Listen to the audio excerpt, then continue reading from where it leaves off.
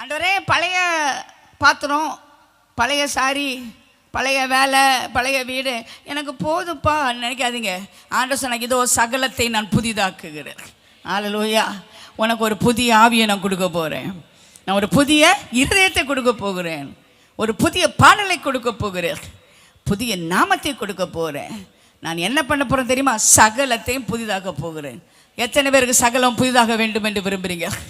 ஆண்டவரே, போன ஆண்டில் இருந்த கவலைகள், கண்ணீர்கள், போன ஆண்டில் இருந்த பயங்கள், குழப்பங்கள், போன ஆண்டில் இருந்த வியாதிகள், வேதனை விளக்கிறேன். நான் எல்லாம் விளக்கிறேன். எனக்கு எல்லாம் புதிதாக்கி தாரும் ஆண்டவரே. ஆண்டவர் சொல்கிறார், உன்னை போரடிக்கிறது கூறிய பற்கள் உள்ள ஒரு எந்திரமாக மாற்றுகிறேன். நான் சகலத்தையும் புதிதாக்குறேன். எல்லாம் புதிதாக வேண்டும் என்று விரும்புகிற ஒரு அல்லே சொல்லுங்க பார்க்கலாம். எல்லாம் புதிதாக வேண்டும். பழைய தானியத்தை சாப்பிட்றது, பழைய கஞ்சியை சாப்பிட்றது, ஆண்டவர் சொன்னார், இல்லை, புதிய தானியத்திற்கு நான் இடம் உண்டாக்குவேன். புதிய காரியத்தை நான் உனக்கு செய்வேன். உனக்கு புதிய ஆவியை உண்மையில் நான் வைக்க போகிறேன். பழைய அழுதுட்டு சோர்வான ஆவி இல்லை, ஒரு புதிய ஆவியை உனக்குள்ளே வைக்க போகிறேன்.